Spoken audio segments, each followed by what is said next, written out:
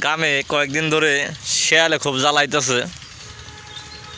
মাঝে মধ্যেই কারো হাঁস, কারো মুরগি, এমনকি ছাগলের বাচ্চাও নিয়ে যাইতেছে।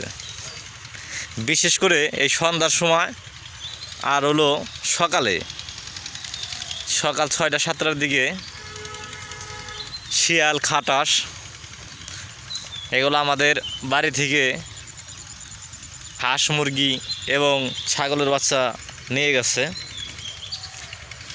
এই যে বাড়ির পিছে হলো প্রচুর পরিমাণ বেশি বেশি করে ভুট্টা গাছ বুনছে, যার কারণে এই শিয়ালগুলো এই ভুট্টা গাছের ভিতরেই থাকে। ওদেরও সুবিধা হয়। এই যে ভুট্টা ক্ষেত, এই ভুট্টা ক্ষেতের এই থেকে একটা লাফ দিয়ে বাড়িতে যায় করে কি ধরে নিয়ে যায়। আসলে এই শিয়াল হওয়ার কারণ হলো গত 4-5 বছর ধরে আমাদের এখানে বর্ষা হয় না, বন্যার পানি হয় না, যার কারণে শিয়ালের এত উৎপাত বাইরে গেছে।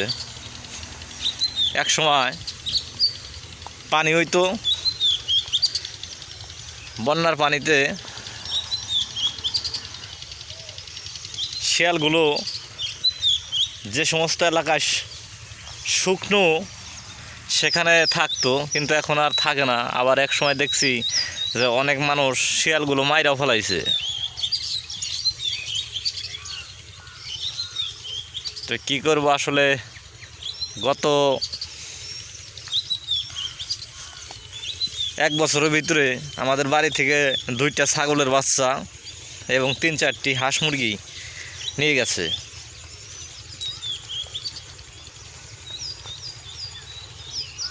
মনে করেন আমরা গ্রামের মানুষ, এক একটা হাঁস মুরগি, এক একটা ছাগল নিয়ে গেলে আমাদের অনেক ক্ষতি হয়। আর সবচেয়ে বড় কথা হলো একটা শিয়াল এনে খাবে, এটা হলো মানা কষ্ট। তো আপনারা কি শিয়ালের এরকম উৎপাতে ভুগতেছেন নাকি? একটু কমেন্ট করে জানায়েন। আসলে বর্তমানে আমি মনে করি সারা বাংলাদেশে শিয়াল এর সংখ্যা বেড়ে গেছে।